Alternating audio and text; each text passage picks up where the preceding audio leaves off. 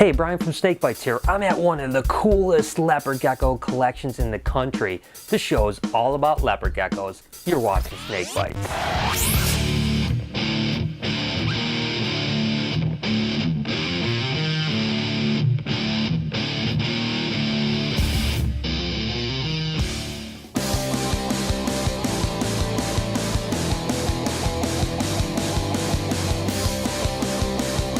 I'm here with Matt Baronic from Saddleback Reptiles. First off, Matt, what got you into reptiles and why leopard geckos? Well, Brian, I was always interested in fish and reptiles growing up, and whenever I went into the military, I wanted something for my dorm room, and I got a leopard gecko. And one leopard gecko turned into two leopard geckos, and then two leopard geckos turned into, let's see if I can breed these things, and that turned into what you see here today. Well, it's awesome. Well, we're going to cover things like husbandry, breeding, even a bunch of cool color more. So we got a lot to do. You ready for this? Let's do this. What makes leopard geckos such amazing pet animals is their ease of husbandry. You want to keep the ambient temperature about 80 to 82 degrees with a 90-degree hotspot. And as you can see, there's a moist hide box in here, a water dish, and a bowl for mealworms. You also want to make sure to give them the proper vitamins. Vitamin supplementation is very, very important whenever it comes to leopard geckos, their health and their growth. What I use is Vionate, which is a multivitamin, and Osteoform SA, which is a calcium powder, and I mix it to a ratio of 4:1 vitamins to calcium, and this actually makes the growth much faster and a healthier animal. So I noticed that you feed the majority of your leopard geckos mealworms. Do you give them anything else besides that? Mealworms is their staple diet, but I also have a colony of dubia roaches that I also use as food as well. These are for your problem feeders if they go off mealworms a little bit. Females while they're laying eggs to beef them back up, and also males, it's very important to give those a roach every once in a while, because whenever they're in with females, sometimes all they do is think about breeding, so you want to give them some additional food whenever they're rotating through the females. And this guy Monster here, he actually loves his roaches and eats them more than his mealworms. What is Brian's greatest fear? A. Bridges, B. Spiders, or C. Chewy's back hair? Answer with a comment and keep watching to see if you're right. Now that we've covered the basic husbandry of leopard geckos, let's get into the breeding. And first, you have to know what sex your animals are. Fortunately, leopard geckos are relatively easy to sex. You can see with females, they pretty much don't have any bulges down below their tail, and you can barely see their little femoral pores, whereas a big male like this guy here, it's really obvious. See those big bulges right there? And the pores are extremely pronounced. That way you know you have a male and a female. Alright, so now we know we have male and female leopard geckos. Matt, what's the next step? Well, you definitely have to make sure that you get the females up to a proper weight. If they're too small, you can cause problems like egg binding, stuff like that.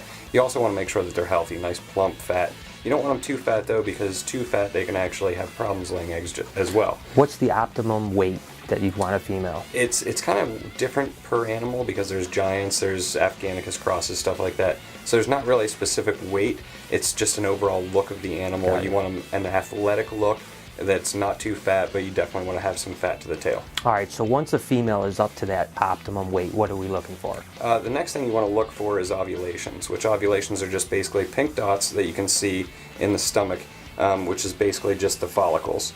And if you look right here, you can actually see that this one has the two pink dots. So she's ready to go.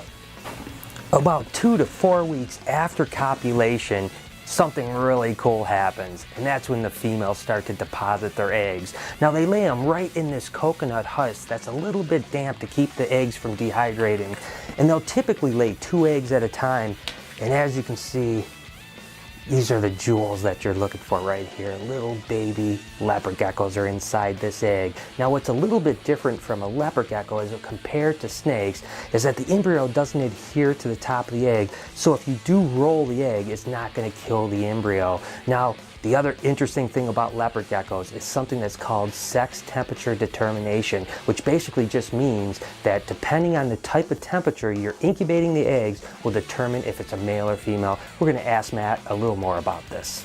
The great part about leopard geckos is the temperature sex determination. If you incubate at 80 degrees, you get mostly females and it takes about 60 days to hatch. If you incubate at 90 degrees, you get all males and it takes about 30 days to hatch. If you want a mixture of both sexes, you incubate in the mid-80s and they take about 45 days to hatch. The great part about this is that if you are looking to have more females, you can actually incubate at a lower temperature, and if you're looking to get more males, you can incubate at a higher temperature. What I like to do to get pretty females is actually start them off at 80 degrees, and then after 2 weeks, slowly raise the temperature in the incubation, and then that will produce prettier females. Okay, so we've covered care, husbandry, breeding, hatching, all that stuff. Now let's just get into some really cool leopard geckos. Let's go ahead and start with this guy that's absolutely amazing. This is actually the very first dreamsicle that was ever produced. And basically a dreamsicle is a Max No Enigma raptor. What a gorgeous animal. This is what Matt is calling the G Project.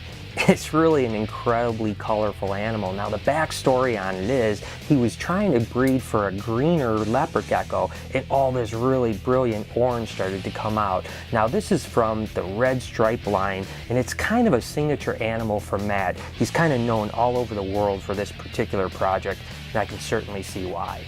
Matt isn't only known for working with color mutations of leopard geckos, but he also works with subspecies and different species like this Hardwicki, which is actually its own species of gecko, and he's one of the only people in the entire world that's been successful breeding this amazing animal. You guys gotta check this animal out. It's amazing. This is actually a white and yellow raptor Max No, believe it or not. It's a lot to say. And what you have is the Max Nose being co-dominant, the white and yellow being dominant, and of course the raptor being two recessive traits, both the eclipse as well as the albino. Man, this is an amazing animal, and the white and yellows are a pretty new mutation, so they're still really sought after. Matt works with all three strains of albino. This happens to be the rainwater strain, which is basically the least common of the three strains, but as you can see, it's not a normal albino. It's really brilliant orange, and it's line bred for that particular trait, and it's called a firewater. This is a project I've been hearing about for years, and what a pleasure to actually be holding it. It's called a black pearl. They originated over in Europe and then were sold to a few people, and no one's quite figured it out yet. Obviously, it's a really dark animal. When they hatch out, they're almost black. Then they go through a little bit of a light phase and then darken up as they get older. The goal is, number one, to figure out if it's co-dominant, recessive, what exactly it is, and then to get it as dark as possible. But as you can see, they are truly breathtaking. Matt works with 7 of the 8 subspecies or species of Eublepharis. This happens to be the monster of the bunch. It's the Agramaniu, and it gets about 120 to 130 grams. This guy's only about 70 grams, so he's only about halfway there. It's going to be one impressive animal when it gets to an adult.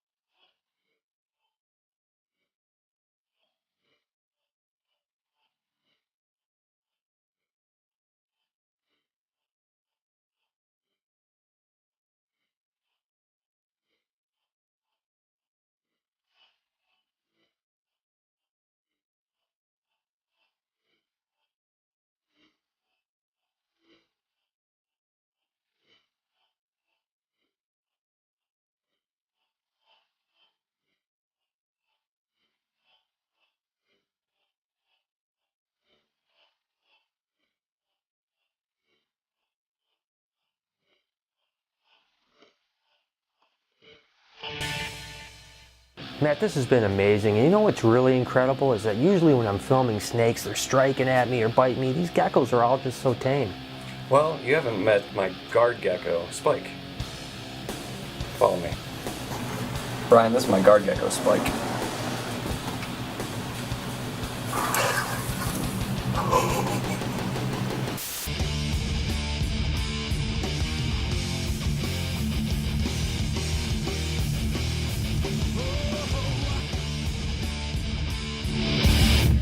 So there it is. I hope you guys enjoyed the show. Leopard geckos truly are an amazing animal, and Matt certainly has some incredible animals. If you guys want to follow any of my animal adventures, make sure to hit me up over on Facebook and Twitter at SnakeBytesTV. Until next week, you've been watching Snake Bites.